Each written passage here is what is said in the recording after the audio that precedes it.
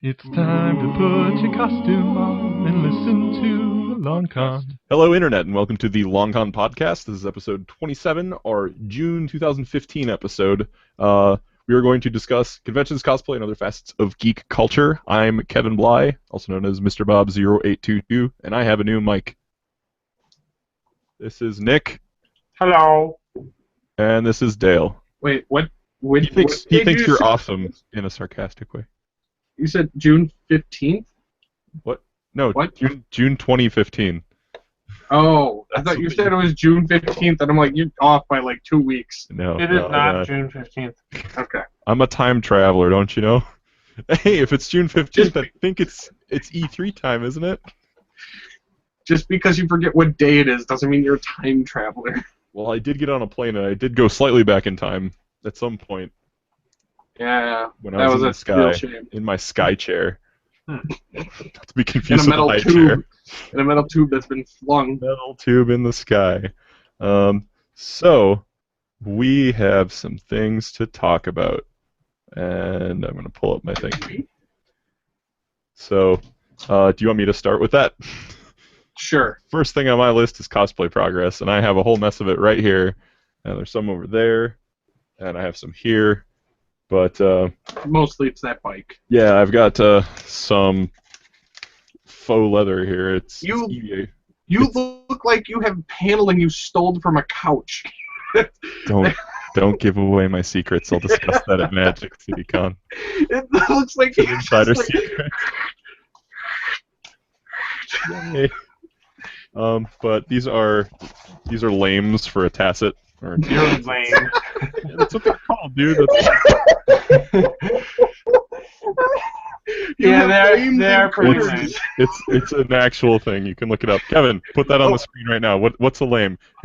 Keep looking at me. Keep looking at me. There's a thing on the screen, and it's explaining what a lame is. All right, go away. I swear to God, if you put a picture of me on there, I will hunt you down and burn your costume. Dale, you're so lame. You think this? I mean, almost has this to. podcast is about you. But anyway, I painted these up with a series of brown acrylics. So they're getting a little washed out on the camera, but they kind of give off like a leather finish. So there it goes.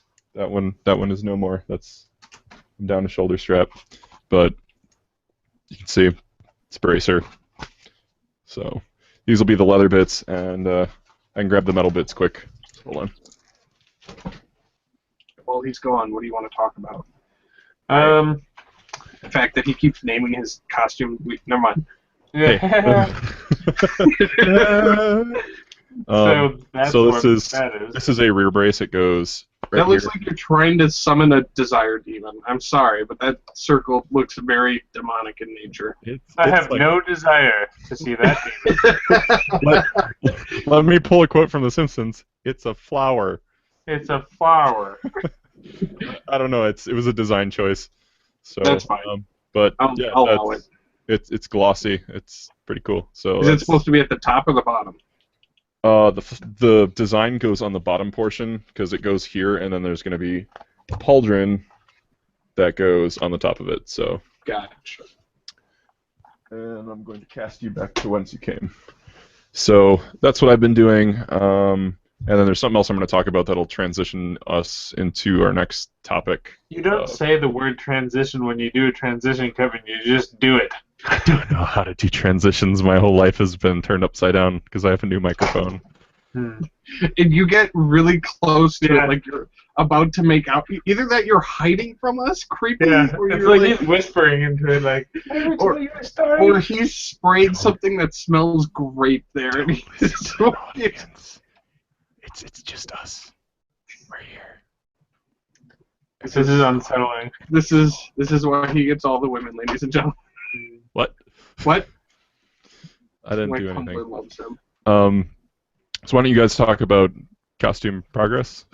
Because that's what we do on the show, right? That's what we're supposed to do. Usually it ends up, hey, so I've been playing a game, or there's a new movie. Yeah, hey, we'll get to games because E3 happened this month. Mm-hmm. So, Dale, why don't you had some talking points before the podcast, so. Yes. So I was literally talking to my seamstress about my coat, which is just got finished this weekend and should be That looks arriving really nice. Saturday. I like those studs. I do too. They're very studly. They're very deadly.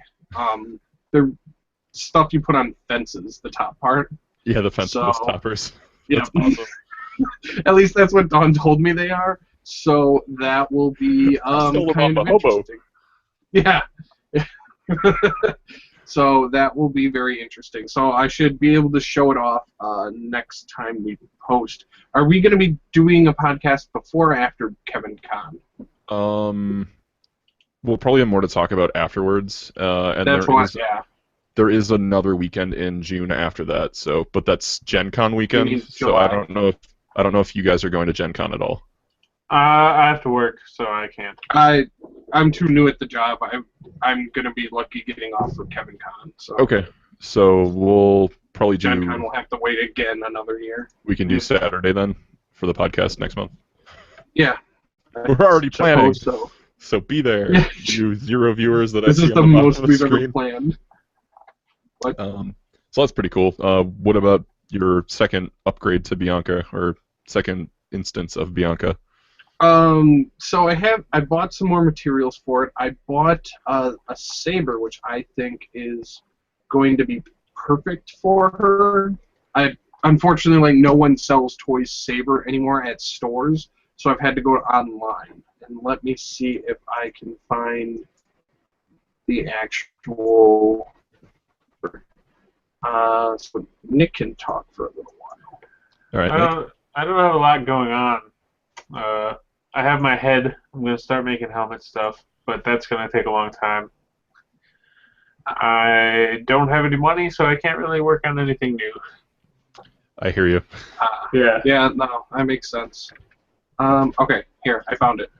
So this is the saber I'm planning on using for Bianca.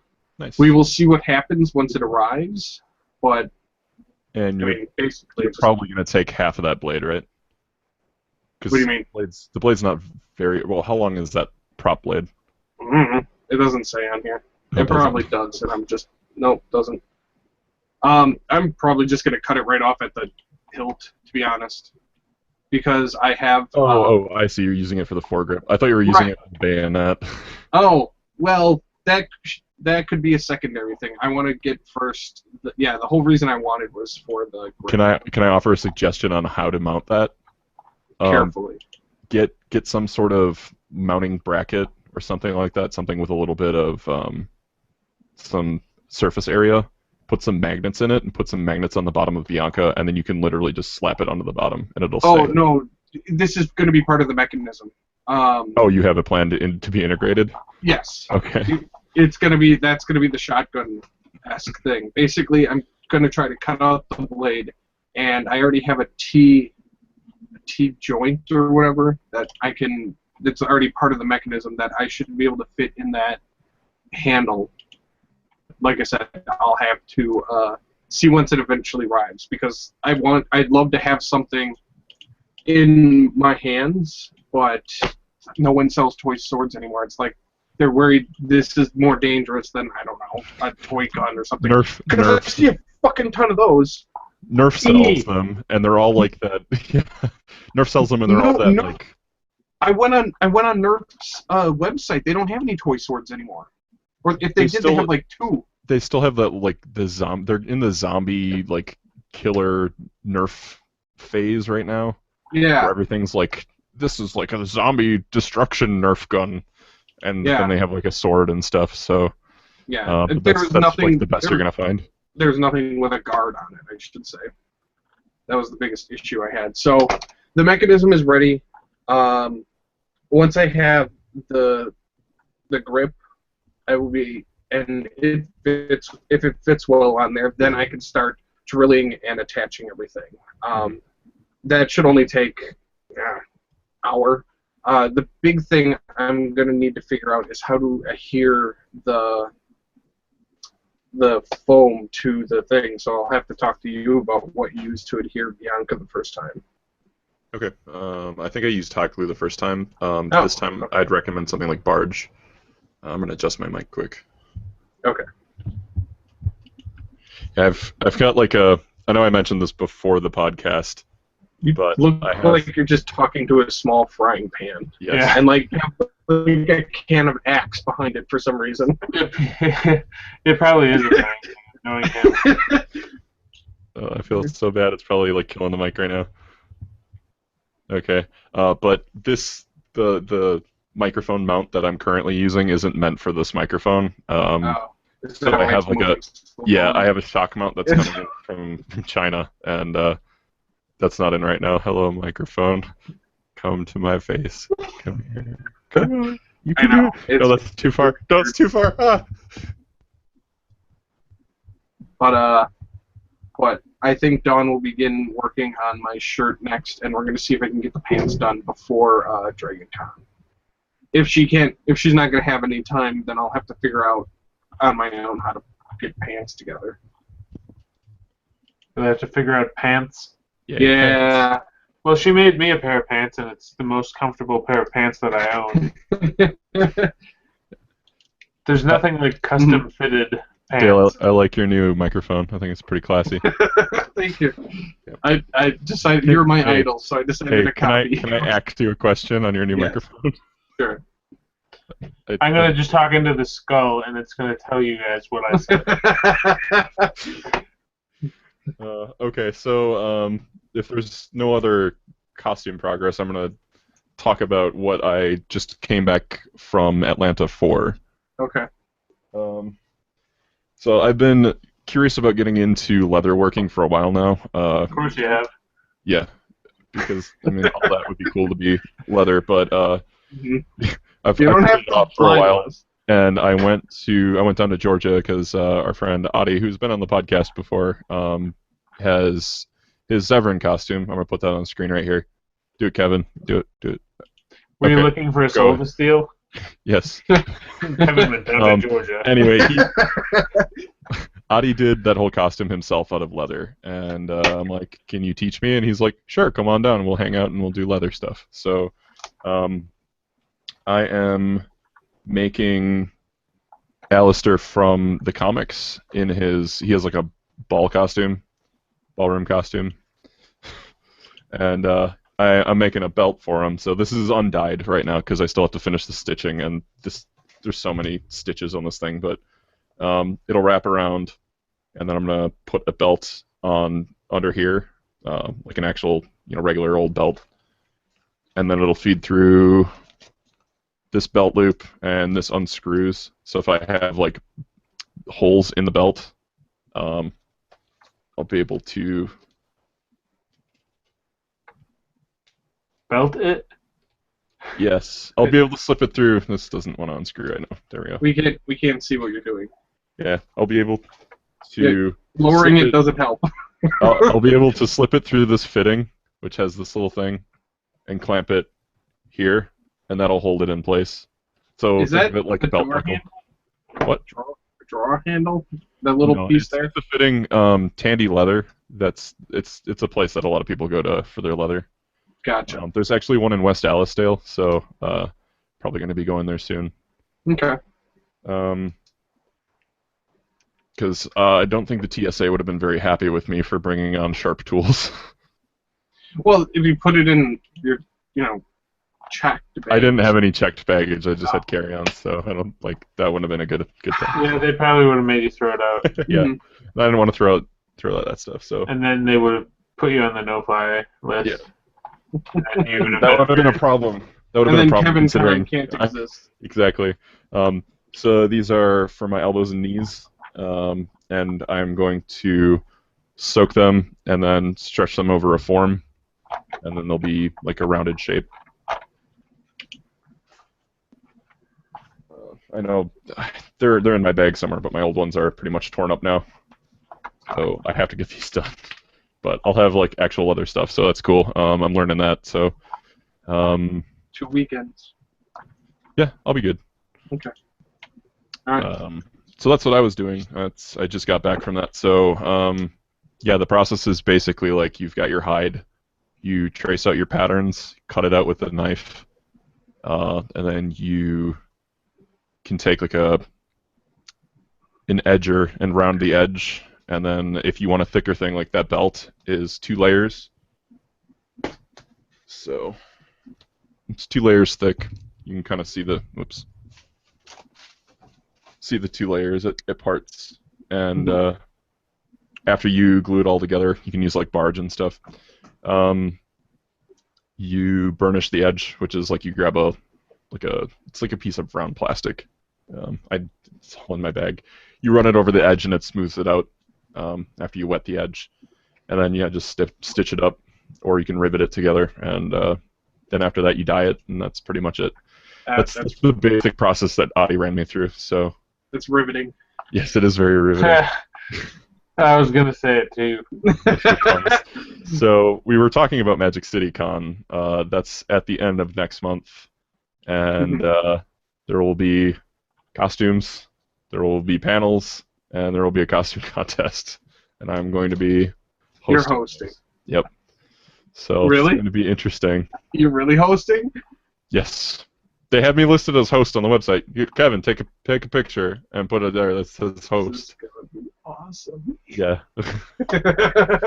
No, I fully expect you to document my failures.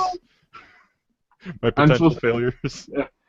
So should I like bring a few like firecrackers or something as distractions in case something? Do not. Oh. If you would like to get yourself thrown out, and so everybody forgets about me, and then that crazy Varric cosplayer is what everybody's talking about. No one's. I'd take off my wig and I'd blend in with the masses because apparently that's how this works. There's always somebody like, "Hey Dale, I found your doppelganger." It's like it's a dude with some hair and a beard. And he's white. They look like Dale, though. That's not true either. Because apparently I do have a Mexican doppelganger. I'm just trying to find the black and the Asian one, and then we'll get together and form like the UN of Dale. You can summon Captain Planet. Yes. We don't need my teeth. Fuck him. Yeah, that's like the that's your kryptonite. Yeah, art isn't gonna go well. You come out of the ground, you burst out of the chest of the guy who has heart, and then you have his heart. Yeah. Kalima! To get his powers. That sounds more legit. Oh, delicious. Yeah, I guarantee Captain would watch that cartoon, actually. Captain Planet would win a lot more of the time. Yes. Same recurring. I don't think so. Take that. Yeah. So, Magic City is July 24th through the 26th. Mm-hmm. Sure. It'll be on the screen, like, right here. So, and then after that, we've got Dragon Con, and that's September 4th through the 7th, because apparently none of us are going to Gen Con. Sorry. I know we were planning on it, and it was just like, it's the weekend after Magic City Con. Well, it's that, and I'm new at my job, so I don't want to be out like 2 weekends in a row, because basically I'd have to take the whole week off. They told me I could work overtime July 31st, so I was like, overtime wins. Yep. Believe me, though, I really want to go to Gen Con, even if I'm not in costume, because it's always been a blast going there. Yeah, the first year that they changed their date significantly away from Wizard World is the year we're not interested in Wizard World, and then another thing comes up. Which is right Wizard World, Chicago. Wizard World is just ridiculously expensive. Yeah, it's like, pay us a lot of money so that you can spend more money in our con. And I understand that they have a lot of cool guests, but I don't know, it's just not become worth it from my perspective. I'm sure, like, if you saw a guest that you really wanted to meet. Oh, there's all kinds of guests I really want to meet. I just don't have infinite money to go to Wizard World. What do you mean, Nick? Your blood is money, right? Just tap it in there. Brett Dalton's going to be there. I really, really want to meet him. Can't afford it. I'm sorry. They're just not a realistic...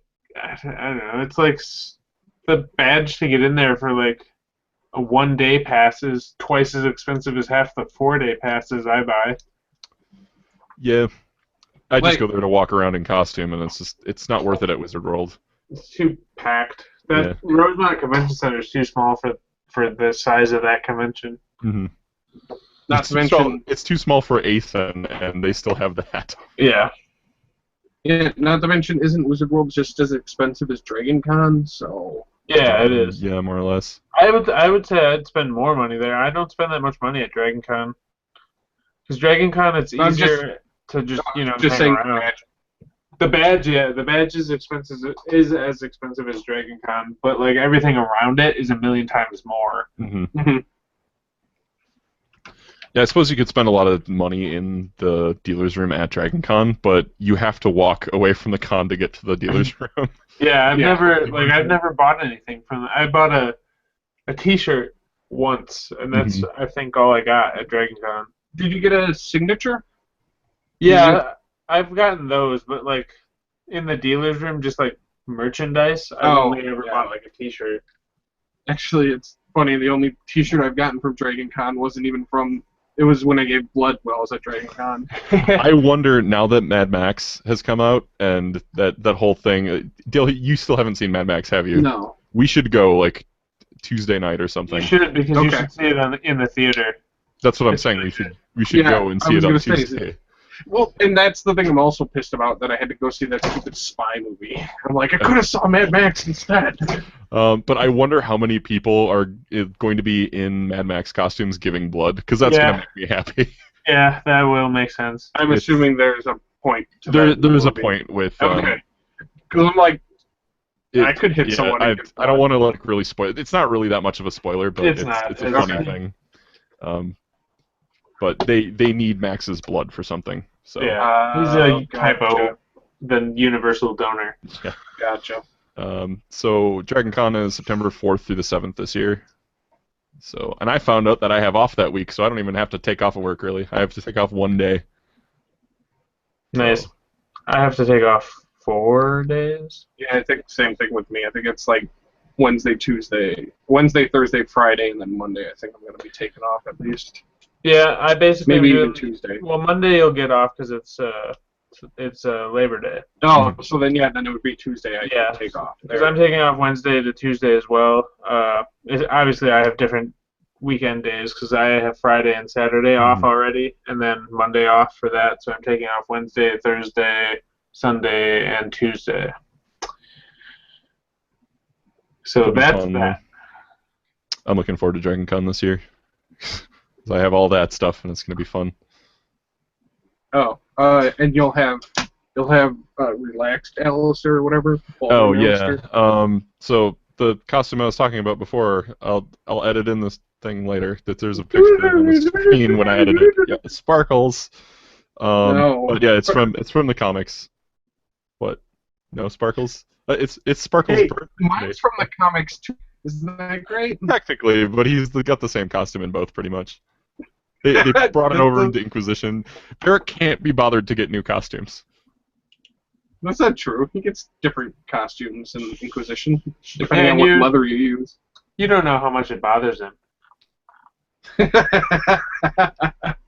It's true. He never changes his red shirt, so fuck you. That shirt must be so sweaty. It's a little ripe. It is. Yeah, it's a long sleeve shirt too. Under that leather coat. Yeah. It must be cold. But then again, it's also a dwarf. We don't know if they really sweat or anything different. They don't generate their own body heat. They're cold-blooded. Exactly. That's why Orzammar has a river of lava under it. Yes, exactly.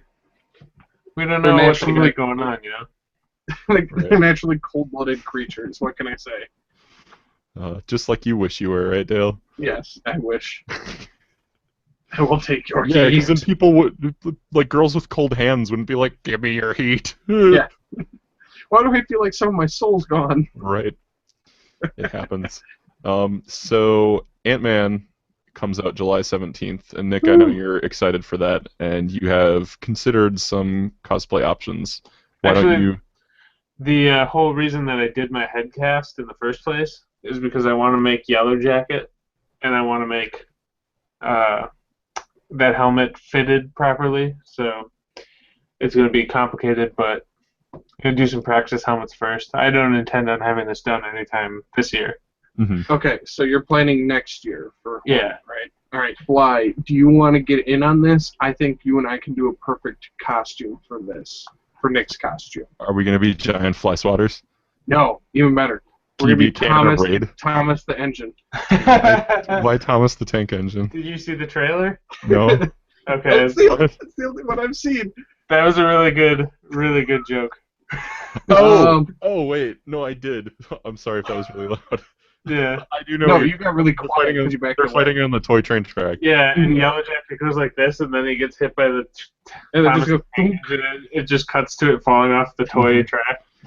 Yeah. greatest villain. So Yep. I'm one of those people who knows nothing about Ant-Man, other than like He shrinks. his and involvement grows. with the Avengers initially. Do you Yeah. want to explain what iteration they're doing? Well, the movie's doing the second Ant-Man, which is Scott Lang. There's 3 Ant-Men. There's the first one, who's Hank Pym, who's like kind of not a good guy because he does a lot of bad stuff, and it just happens that a lot of his interests will line up with the Avengers, so they'll tolerate him. But he's kind of terrible. And I think they're toning him down a little for the movie. Hank Pym, who will be played by Michael Douglas, and he'll be older. It's like Hank Pym was in this prime in the 60s when Howard Stark was around.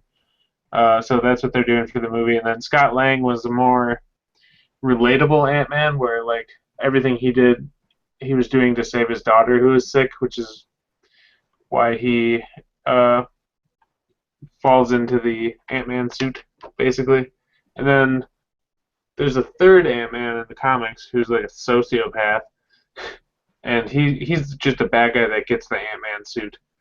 I forget what that guy's name is, but they end up fighting him a lot, and then there's like 2 Ant-Man suits. But Yellow Jacket is gonna be the bad guy, and that's what I want to make, because he's a guy that works with Hank Pym and kind of tries to take the technology over. So is he worse than the psychopath? They're just both bad guys, you know. I don't think they'll do I forget his name, the third Ant-Man, but they probably won't do him in the movie. But Yellow Jacket's pretty cool. I mean, he's kind of lame. Like his comic suit, his original comic suit was pretty lame, but he was kind of a cool bad guy, like Darren Cross, and that's his alter ego, is a good bad guy, and I really like the design they went with in the movie, so pretty excited to try and make that. And I've like got to figure out how he's got those gun arm things that come out of his back. I was like, oh, I got to figure that out. But you can see the straps. Hate when my arms Yeah, there's come out of my got to back. be a harness of some kind. Yeah, but you can see it. It's not like in Dragon Age or something when I was trying to make the Sebastian thing, and you It's can't just see like, any of yeah. the straps. You know, I this is know like, that hey, feel. I can see the shoulder straps. So I'm gonna try and make that. But I'm extremely excited for this movie. I was more excited for Ant-Man than I was for Avengers: Age of Ultron. Really? No. Yeah. Speaking of Ultron, Ant-Man originally created Ultron in the comics, right? Yeah, he did. It was Okay. Hank Pym, because he's lazy, and he was like working on this AI thing, and he's lazy and has no. He doesn't think of the consequences of his own actions. So then he created Ultron, and then I'm trying to think. Ultron created Vision, Mm-hmm. but it blew up in his face, and then Vision was good. So it was Well, pretty much the same. Wasn't Vision like originally not good, and then he just saw what was going on, so he switched sides or whatever? Yeah, in the end? because Ultron made him. I might be mixing up different canons here, but Shots Hank- fired. yeah, Hank Pym created Ultron in the comics, and then they just switched it to make Tony do it, which made sense. It's fine. Mhm. The way they set it up made a lot of sense. Because otherwise, what were they going to do? Oh yeah, this one guy you've never heard of until Yeah, now is doing exactly. So they're going Like- to introduce Hank Pym for that. That wouldn't have made sense. It My makes name is sense the way it Trevor. is. and I'm an actor. Especially the way they are doing it with Scott Lang being Ant-Man, which is better because people wouldn't be able to relate to Hank Pym. And they're also giving it a really upbeat, or I shouldn't say upbeat, but kind of a lighthearted tone, like Yeah, it's gonna be like Guardians. It'll be like Guardians. that has my hopes up. Yeah, it'll be good. Mhm. It's good. Like it's the weirdest thing of it all is when Iron Man came out in 2008. And they started talking about the Avengers things, and Edgar Wright said he wanted to make an Ant-Man movie. I was sitting with John, my cousin John, and just rambling about what I thought they should do for Avengers stuff, and I actually said that Paul Rudd would be good Ant-Man. And they cast him 5 years later. So I was like, oh, I so nailed it. Although I thought they would have gone with the Hank Pym one, so I said Paul Rudd would be a good Hank Pym, but he'll be a good Scott Lang. You're the Nostradamus of of Marvel now. I am. Well, I always have been. Okay. Any predictions for the Infinity War? I think that they'll introduce Adam Warlock and his alter ego Magus, and I don't know who those people are. yeah, they sort of had an Easter egg for him in Guardians of the Galaxy in the Collector's Museum. There's this big cocoon in one of the cases, and Adam Warlock does this cocoon thing. But he's I don't know, they were talking about casting rumors and that maybe Magus would be in Infinity War, and it's interesting because he has one of the Soul Stone. He has one of the Infinity Stones, but they did that with Vision. So I don't know. It'll be interesting. I feel like he'll be in it though, Adam Warlock, and it'll be interesting to see how Thanos gets the Infinity Stone that Vision has on his forehead. Do you think Howard the Duck is going to play a part in that? Since they introduced him in the after credits scene. I don't think so. Okay. That was Guardians of the Galaxy that you were talking about, not Age of Ultron. I heard. I did hear you know how sometimes they do a mid-credit scene and one after the full credits, or sometimes they just do one or the other. Like Age of Ultron only had the one where Thanos was like, "I'll do it myself." Ant-Man has 2. So anyone who goes to see Ant-Man, there's the mid-credits one, and then there's also one at the end after the credits. At this point, So, just assume they're only Just stay through the credits. credit one. Watch all the people who made this movie. So read all Or go to the bathroom quick. We'll treat So you with speaking one of movie. credits, I saw that Phil Tippin from Jurassic Park got a promotion in Jurassic World. Did you guys both see Jurassic World yet? I saw it. No? Okay. Dale, there's so many movies out there that you should probably I saw that shitty spy movie. It's not my fault. Okay, Sorry, Dale. Nick, I know everybody's kind of dumping on that movie. What did you think? I've only seen one person dumping on it. It was really good. It was the only good Jurassic Park sequel since what's the only good Jurassic Park sequel? The I've heard amount good things about it. the amount of hat tips they had to the previous ones was really good. Yeah, and nothing was. There's things when they do nods to previous movies. There's ways I like of doing it and ways I don't like of doing it. And what I don't like is when they just keep reusing dialogue from the first movie. Yeah. Which they never do in this. It's all visual, very subtle. Right. So I don't know what people were expecting, but Adi and I saw it, and the kids were not annoying. No, and I actually thought that they were necessary because if it gave us that adventure movie feel, like an older, adventure movie, like the first one. If you had taken the kids out of the first movie, the only thing that would have happened is Hammond would not have had as much motivation. Yeah. And then you would have had Grant wandering around on his own, which probably would have been a little bit more boring, but Well, it's a Unix system, I know this. Some of that stuff you just love. We might still be alive. That's true. Hey, his tapping of her chair was very necessary for her to concentrate. as opposed to getting the shotgun so that they could shoot the raptor. Yeah. I mean, but I wouldn't trade the Unix system and stuff like that for anything. Right. But yeah, I loved it. I loved Jurassic World. I don't want to say any spoilers. Yeah, but same here, but it's not as bad as people are like talking about. I've heard a lot of people saying that it wasn't that good or it was lame. I've only that seen the really ending was positive bad. things. Yeah. I've only seen good stuff. But it's a fun movie, but it's when people say that it's usually like it's a stupid movie, so don't expect much. But I went in with that expectation and I was like, this is really good. Why are people so upset about this? It had some decent foreshadowing in it. There was a good twist, even though you could kind of see it coming. Chris Pratt was awesome in it. Mm-hmm. I like Bryce Dallas Howard. I've never really liked her in a movie before, and then in this movie I really did. My favorite line was when they were in the Jeep. It's like, never leave us again. Yep. Or whatever. Or can we stay with you, I think was the line. It was Can We Stay With You? The delivery on that one was really funny. It was good.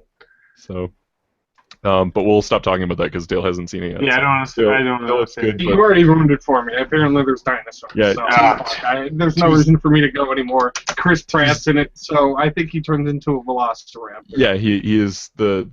Yeah.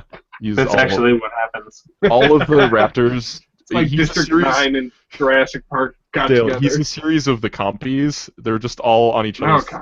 standing on each other's backs. Kevin. Worst death ever. I thought of a weird a character similarity. And the more I thought about it, the more Claire, Bryce Dallas Howard's character, reminded me of Princess Bubblegum. She was like super smart and like into this weird science stuff. Yeah, Adi wanted to slap her like the first half of the movie though. It's like, how can you be this dense? And then he's like, then she got smart. I don't understand. But like, she was Princess Bubblegum. I'll have to think about that one for a while. Yeah. But anyway, yeah, Dale, you and I will go see Mad Max on Tuesday then, if you're not doing anything at night. Yeah. Okay. That's fine. Is there something interesting on the ceiling? No, I was trying to think if I had anything going on Tuesday. I've got a transition. Kevin, if there was a hole in the ceiling, you'd be looking at the sky. Wow. The ceiling says something about E3. It's not a ceiling. It's not a transition if you say it. Right. So E3 happened earlier this month, and it's probably old news to most people now. But old hat. Yeah, since it's the June month for the podcast, it's still relevant to us. Yay! So they announced some stuff. Did you guys have any favorite announcements? I think Nick's favorite announcement is sitting behind him.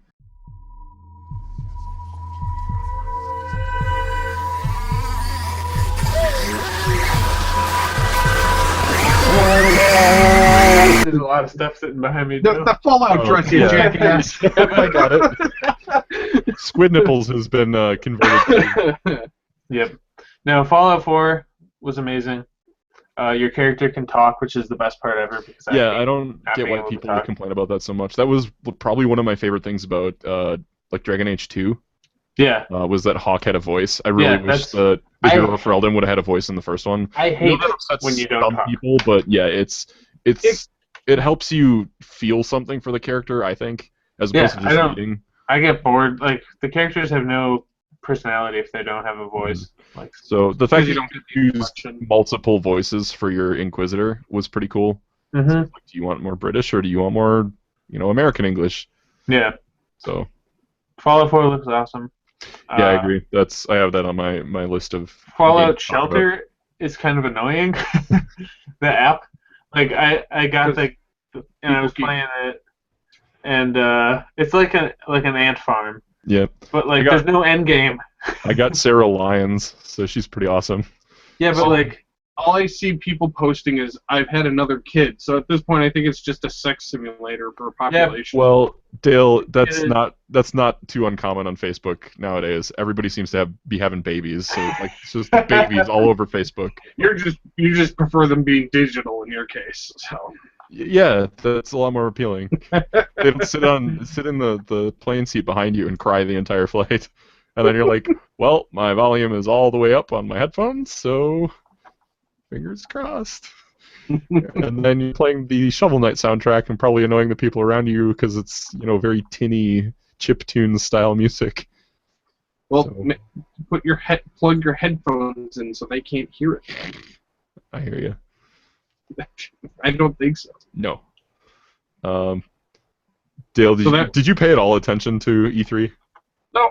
Okay. I don't want to know about stuff that's going to come That's out true. unless it's already out. Okay, so Dragon Age Inquisition, it was revealed like a couple years ago, and that Dragon Con, so a couple months after that, because E3 is in June. So Labor Day weekend, it was like, okay, Dale, they're gonna have a Dragon Age panel, so let's go sit on that. And he's like, okay. So we sat in on it. Told this story times on the podcast. Oh, okay. Well, whatever. I'll tell it again. And we're sitting in the panel, and at the end, they're like, okay, and we'll show you the trailer so you can see what it looks like. And they showed the trailer, and Dale's like, oh, it looks cool. And it said like, it's late fall or something. summer. Fall. No, I mean it got pushed back to November. But I think they said fall 2000. It was either spring or summer of 2015, and Dale just swore really loudly because he knew he had to wait that long. I'm like, I don't want to know when things are coming. Yeah. I like to be like, oh, it's coming out in a month. Okay.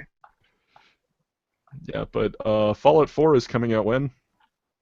November 10th. Yes, that I do know because I saw it posted like 8 times on Facebook, and now I'm like, well, at least someone knows what to get me for my birthday. Yep, that's gonna replace the Whale in Me Nightmares. No, that's probably gonna replace Call of Duty because Call of Duty's kind of fallen off since the Modern Warfare trilogy. Yeah, that used to be my birthday gift. Now we have to replace it with something else. It's just like, hey, there's a new Black Ops game. Great, something to not buy. I've never been buying the Treyarch ones, but this last one, what was it, Advanced War, is the first Infinity Ward or whatever they are now that I haven't bought. Oh, gotcha. I see. I was just like, meh. I saw the reviews, and they were saying the single player campaign was okay, but they were also saying it was only a couple hours, and I'm like, I want something a little bit more substantial because I'm not really invested in the multiplayer. No, I mean, people only play the multiplayer. I mean, well, that's the thing though, is if multiplayer isn't going to be that fun, then it's not worth me buying to begin with, kind of thing. Which I just assume is what they're going for, because the recent games really haven't had any big open playing field. It's all just small areas where you snapshot everything. No, you don't get to snipe. You don't get to do any tactical. Hey, I'm covering you from afar, kind of a thing. Yeah, I thought Modern Warfare 3 was the last good one. Me too. And that was specifically just for the campaign. The multiplayer in 3 was not that good. Yeah, Modern Warfare 2 stopped playing was that pretty quickly. But yeah, 2 was awesome. And that was from both fronts too, so... Speaking of 2, Tomb Raider 2 looks awesome as well. That was my other favorite thing. Oh, I didn't even know that they announced that or anything. Tomb Raider 2 Avalanche Simulator. They had gameplay trailer for that, and then Star Wars Battlefront is my other. That's so good. I'm reserving judgment on that. Did I show you the trailer for that, Dale? Or did you see the trailer for it? The gameplay trailer for that is the coolest gameplay I've ever seen. It's essentially Battlefield, but in Star Wars. And that's what it was in the original Battlefront, but it looks really awesome. I couldn't believe it when it showed the TIE Fighter and the X-Wing go overhead. And I was like, okay, it's just rendered like in the background, as you're running around, there's like aerial battles. And then it cuts to the dude in the TIE Fighter who's chasing the X-Wing guy. Yeah, I love the cockpit. And then it cuts down to the guy on the ground, and you see the rest of the fight where like the X-Wing crashes and the TIE Fighter. It's like there's a guy in there.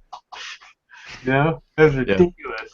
Nick never thought there was people in those. That's like the Battlefield series, Nick. It's very much emphasized on like a large level that you can run around in, and then there's objectives within there, and you're supposed to go in squads.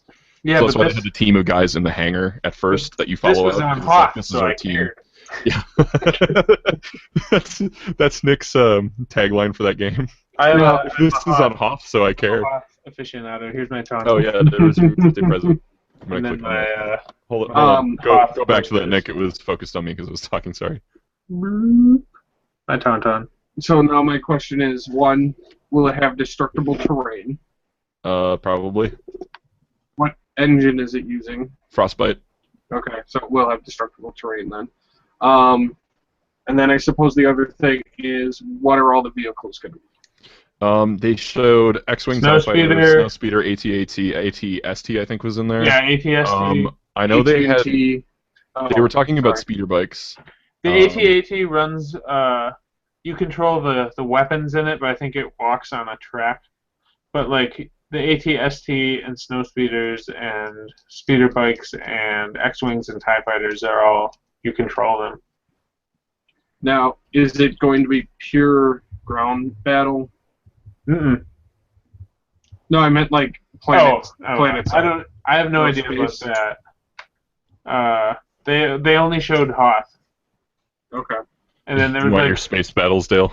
I want my Star Destroyers. Yep. there was another one where it showed Tatooine. Dale just wants to go engage. Fire the death beams. Like, okay, and then your whole fleet gets destroyed. He's like, well, I'm done with this game. I did my one thing. Good. He's got like an admiral's you hat. cowards! He's got an admiral's hat, like in a glass case that says "Breaking Case of Battlefront." Those were my 3 E3 games that I. I'm assuming there will be no Jedi in that. Oh yeah, Luke is a playable character. He is or isn't? He is. I think he's a hero that like you get him for short amounts of time, like as a unlock thing. Okay. I think that was what I understood from IGN, because the IGN dude said that when he got Luke, it was the most fun he had, like just like decimating stormtroopers and stuff. Yeah, the trailer had Luke and Vader. Yeah. So is it going to have AI bots running around as part of the war, or is it going to be pure players? They didn't say it, but there was a lot of people, so I imagine. Yeah, some of them were I'm bots. hoping they have bots like the original Battlefield. Like 1942, when you stormed Normandy, there were like 100 players supposed to be on each team. And then when a character or a player joins, it just basically removes one of the bots and replaces it with a player. I feel like it was like that, because there was an awful lot of stormtroopers. Mhm. Because otherwise, it's not going to feel like a war if you're Right. going to have So, 24 people. To If they do side something or like what Titanfall did, where you have like some key players, and then everything else is just like a mook or whatever, Yeah. that would be cool. And then Or you still can like, die from them. well, no wonder the stormtroopers are such bad shots. They're controlled by robots. Mm-hmm.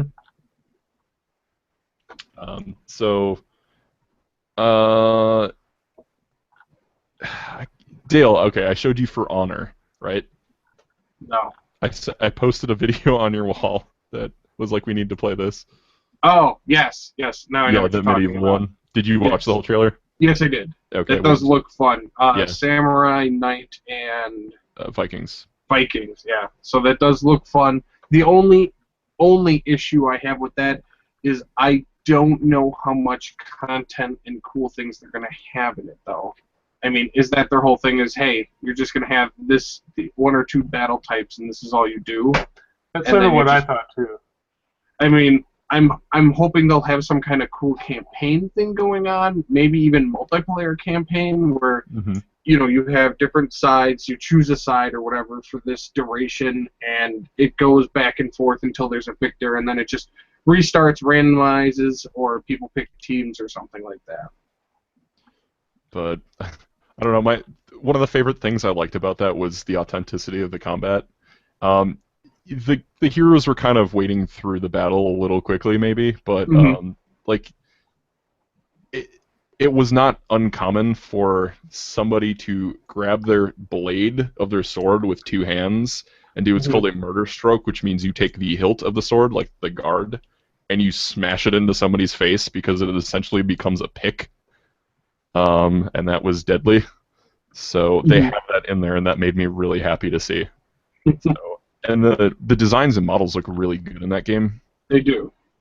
It's So- going to be an interest. It does have a very interesting gameplay style. I will give it that. I don't know when it's releasing.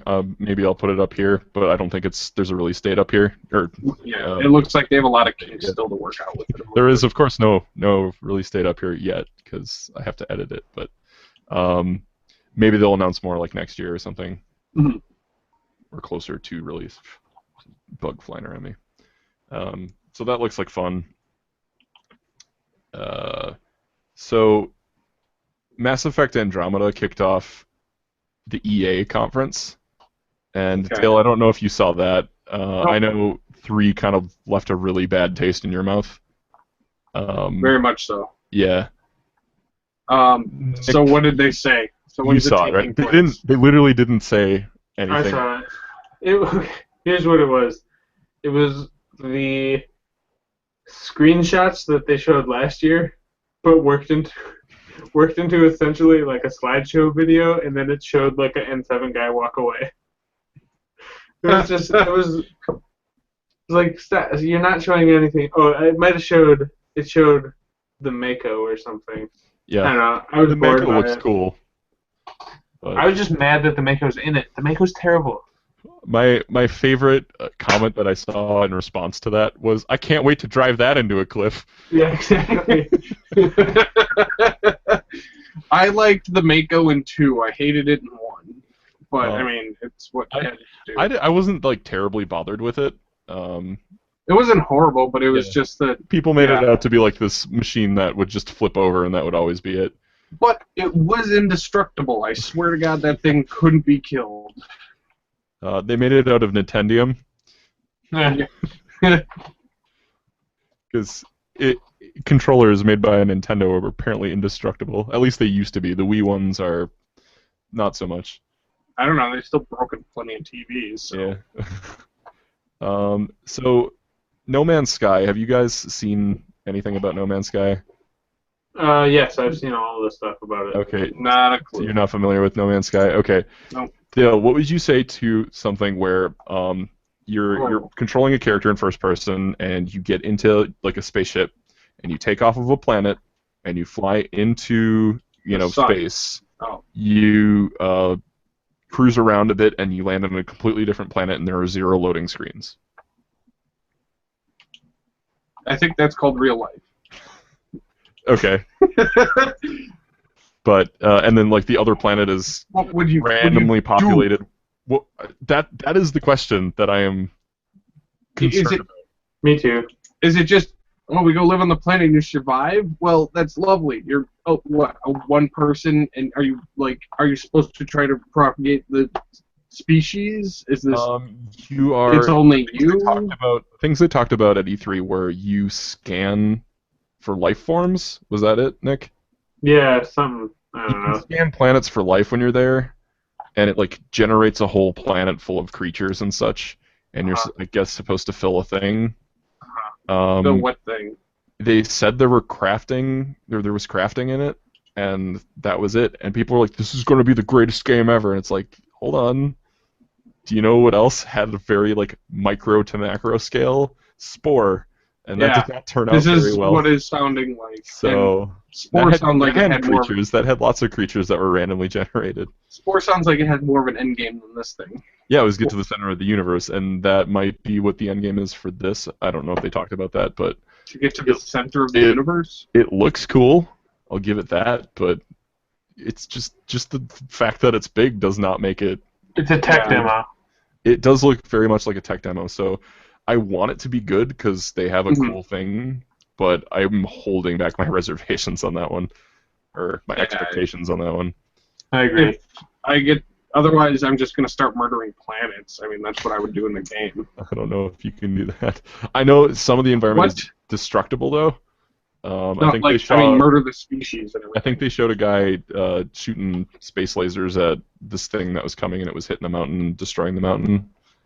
But I don't know. I don't know if I'm remembering that correctly.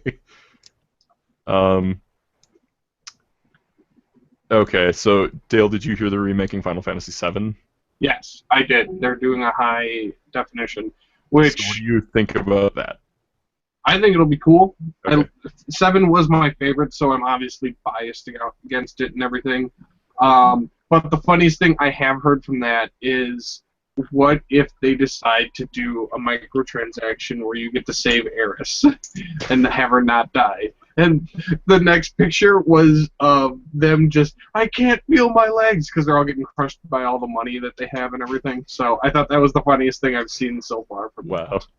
And Nick, I'm assuming you didn't play Final Fantasy VII because you're I not a don't. fan of Yeah, Final I've not Fantasy. played any Okay. of them. 7 was okay in my opinion. I actually liked 8 better. I think Jess likes 8 better too. Yeah, I think she likes 6 the best. I want I to say heard she 6 likes. is really good. Just I can't. That was with Squall, right? For 8. 8, yes. Whatever. Squall Yeah, and I don't Ragdoll. know. He's just annoying. I remember you making a complaint about the magic draw system, where you could get your magic from enemies, so you had to use a draw thing. So farming magic took forever to get your stuff. Apparently, you can automate it a little bit, but it's still the fact that you have to do it in order to do things was annoying to me. I will totally concede to the fact that materia is really, really good. Well, I like the whole system because that system was really awesome. Yeah, that's the whole reason why I love 7 is because of that system alone, kind of a thing. Because you could customize who did what, kind of a thing. Story-wise, though, I didn't like 7 as much as everybody else did. Okay. So, I mean, that was my big draw. What did you hate about it? I don't know. I just didn't really care for Squall, or not Squall. Sorry, didn't care for Cloud that much. Well, that's actually kind of funny because I didn't really care about him either. But it was, to me, the funniest part was realizing that he was really just one of those, the no-name soldiers in the whole thing, and he thought he was like he was a hero or whatever when he was really just, no idea, just plain clothes man. I guess Sephiroth was kind of interesting, but no more interesting than Cypher was in 8. Gotcha. So, I don't know. The Eris was cool, but I think Jake was the one who spoiled that for me. Yeah. So I'm like, well, I am going to hold my hand out, and you can stay at the end with your eventuality when that catches up with you. So I never got attached to her, so it wasn't an impact when it happened. And anybody who hasn't played 7 and plans to play the remake, I'm sorry, because I ruined that for you. Unless they go a different route with it, like their transactions that you were talking about. Well, at this point, I mean, there should be some level of, hey, we can spoil things after it's been so long. It's been out for a long time. Yeah, I was in middle school when it came out.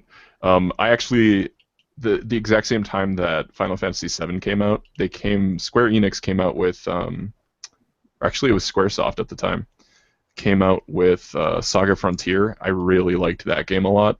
That had like 7 different stories that they were kind of brief. They could take a while, but since there were like all these different stories, they all kind of intersected and interwove, and then they eventually came together, which I thought was a really cool way of storytelling because you get bits and pieces of what's going on from different perspectives, and then you get all these cool characters that come together. So, for anybody who's played it, I really liked Red's story. He was like a superhero, and it was cool. He like got the powers from another guy, and then he learned to like harness them. So you get like this cool growth. I thought it was neat. Oh yeah. Yeah. You would, Red Lover. Yeah. And then the last thing I have on here to talk about is Nintendo, because I'm not really a huge Nintendo fan. And I don't think you guys are. Dale, you're probably the most Nintendo fan. Yeah. I used to be a huge Nintendo fan, and I think that it died off after the second Smash Brothers came out.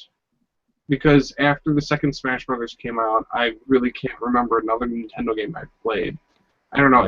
I didn't play a whole lot of Melee, but I played a ton of Brawl. Yeah. So Brawl was probably the best thing for the Wii.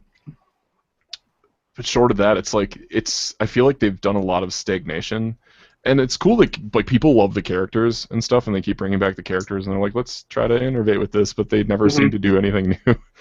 So I don't know. I know they did do like Captain Toad's Treasure Tracker or whatever, and it's just like it's still within the Mario universe, even though it's a different character.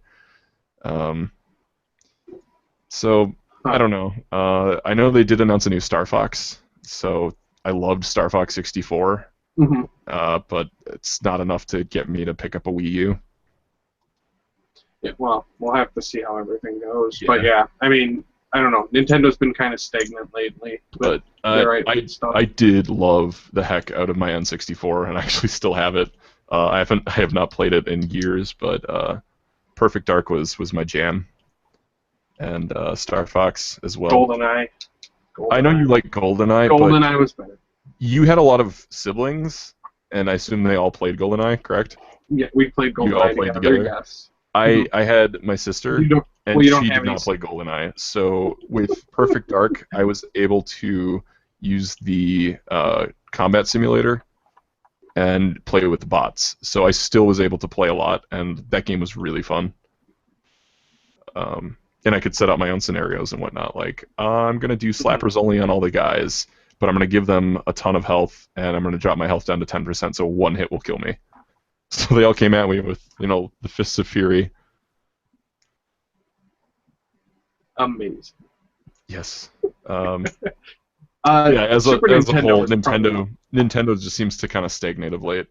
Yeah, I'm not really interested in that at all. If you like Nintendo, I'm sorry, and you're absolutely entitled to your opinion, but that's just how I feel about it. Super Nintendo was probably the biggest one for me. Yeah, Super Nintendo was awesome. I was one of those jerk Sega people. They were jerks. You should feel bad. Yep. So I was, I very much liked Sonic, and then after like Sonic and Knuckles, or I had Sonic 3D Blast, I kind of enjoyed that, even though not as much as the other like 2D games. After that, it was just like, no, I have no interest in this now, so I never played like Sonic Adventure or anything. And then I guess since we're pretty much at time, I do have one last question. Since we didn't get any questions. Because you didn't ask for any, right? Yeah. In regard to video games, do you guys have a favorite soundtrack or a favorite video game song? To be fairly honest, if I had to really choose one where I had to listen to all the time, I think it would just be Link to the Past for Super Nintendo. That had some really good songs. I really like the Dark World theme.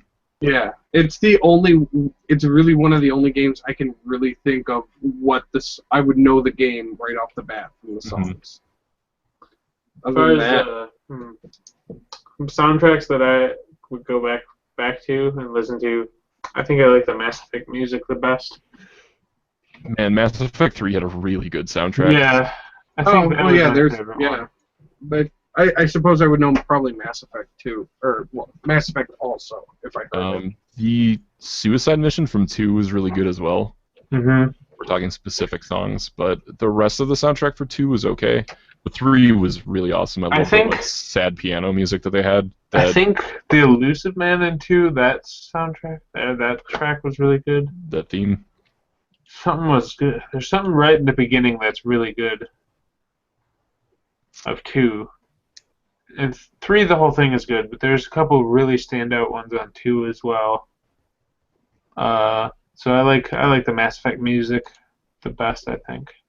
Yeah, I mean that was pretty good. So I actually printed off the sheet music for the sad piano theme. For the whole an end to all things, I think it was called. Yeah. So that End to All Things is, I think, my favorite one. Yeah, it's there's just something about that theme that's like it hits the feels, and then it's got the driving upbeat, and you're like, I'm ready to play the game now. I'm ready to get my expectations shattered at the end. I also really like the Fallout 3 soundtrack. Are you talking the original soundtrack, or are you talking like not the score, like the music from the radio? Okay, yeah, the procured musical selections. Like when I think original soundtrack, I think the stuff that was. You didn't say original soundtrack, did you? You just said soundtrack. I did. Yeah, that one's really good. New Vegas got a little. I wanted more songs. I got tired of hearing Big Iron 10,000 times. Yeah, I didn't play that one. I should go back and finish New Vegas. Yeah, I have to reinstall it and play it.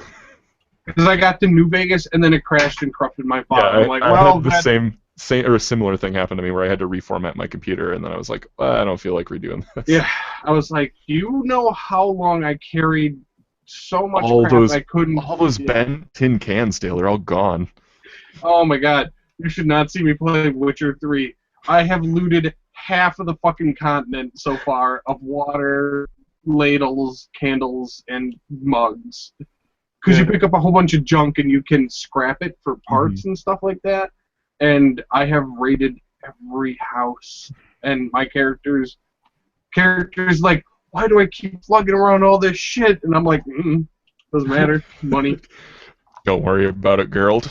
I got it. Well, and you get a horse, so even if you're laying down, you can ride the horse fast to places. Dale had a horse at one point. It is now a back-broken creature that is dead. Yes, the bent tin can that broke the horse's back. I've been trying to think of mine. I really like the soundtrack for Inquisition, specifically the Bard songs. Yeah, the Bard songs are really But good. is that Those just are because all it's really so good. new? Yeah, it's kind of fresh in my mind. What about Going back to Perfect Dark, I really like the soundtrack out of that. That was one of the oldest soundtracks I have, I guess, that I listen to a lot. There's obviously like the classics, like I do like the Mario stuff, but I don't know. It's the covers and stuff. OCRemix.org has some really good stuff if you're into like I really like this, but I don't want to listen to chiptunes. You'll get people who do like metal covers and orchestral remixes and stuff. So it'd be worth checking out. I got one, Castlevania. which one? They're both good, and Oh. I've heard Castlevania 2 There's a was lot of Castlevanias. the originals. Is Castlevania 2 the Simon's Quest? Yeah, I believe so. Okay, I heard that one was not good, but I like the music out of it. Okay. And oh man, I'm torn because Mega Man consistently has really good themes. It does. I've got another one to that though. Diablo 2. Oh yeah, Diablo 2 had a good soundtrack. Yeah, there's a lot of like really ambient sounding stuff though that it's great in the game when you're playing and you get like the creepy stuff in the background for setting an atmosphere, but just sitting there listening to it, like I'm just gonna veg out and like draw some stuff, or play games and just turn off the soundtrack. Okay, that's a bad example, but but This has gone well. just listening to it, like okay, I'm gonna wash dishes or something and going to play music. I would not turn on the Diablo 2 soundtrack unless it was Wilderness, because that has that guitar that creeps in. And Tristram, I think, was it Tristram? Yeah. Or was it New Tristram at that point? No, New Tristram's at 3. Okay, that's what I thought. Because the first one was, I believe, just called The Village or something like that. Okay, I thought Tristram was... I don't know. But anyway, that theme was good. So there were a couple of good themes, and then the rest of it was a little bit too atmospheric for me. Or it set a mood in the game, but if you're outside the game, it was like, So... Gotcha. One I can see being very influential was Portal's Still Alive by Jonathan Colton. Yeah. So a lot of people recognize that one, and technically it's a video game, so thumbs up. But anyway, we'll leave it at that one, I guess. So are there any other things you'd like to talk about before we break or end? I got nothing. No, I mean, next time I'll have a lot more to show for my costumes. So yeah, next time you see us, it will be post Magic City Con. So if you would like to see, Nick isn't going to be going, but Unless Dale you and I pick will. Nick up for us. Yeah, Dale and I will be there. We're bringing our Dragon Age stuff, our new Dragon Age stuff, updated stuff. So I shall await the footage with bated breath. yeah, and my potential inevitable failure. Oh my god. Don't tempt the god. I hope I don't screw up. No, I'm more worried. Never mind. I'm not even gonna say anything. Hey, but Just- if you go, you can say you were there when Kevin screwed everything up. oh no, I'm imagining accident. something else horrible, but I'm not even but- gonna say it. Yeah, that's in Birmingham, Alabama, July 24th through the 26th. So We will- be cool to see some of you there. We're gonna have at least a good group of Seeker and That's Cassandra. Zebron. So. Good things. Okay. Anyway, if you have a question or topic that you'd like us to talk about, you can email us at the Longcon Podcast. That's all one word at gmail.com. Otherwise, my Twitter handle is here. Feel free to message me. I don't know if you guys want to talk about that. About what? My Twitter handle? Twitter. Yeah, I'll Your put, Twitter handle? I don't know. It's just got too many numbers. It's up here. Just click on it. okay. It'll redirect you to Facebook. I can't do that. Dale, do you want me to What? put your Twitter handle too? Yeah, sure, whatever. Sure, whatever. At sure, whatever. Yeah. Well, I mean, think about it. If they see your Twitter stuff, they're probably going to end up seeing my Twitter stuff because usually your Twitter Also, stuff. go is bug about Dale. Go bug Dale on Tumblr. He loves it when you do that. Do it. No, stop it. No, you leave me alone. Your Don't you name dare is put my Eric. Tumblr handle on there. Your name is Okay, Eric. I You will. can go find him there. I'm going to take your Axe can of spray and spray it in your face. He's not Right going to in do the that for face. real. Go annoy him on Tumblr. Stop trying to get Barry Manilow on that mic, alright? Right. He's gonna get you. Hey there, chillins. Nick, execute order 86. All right, later, chumps.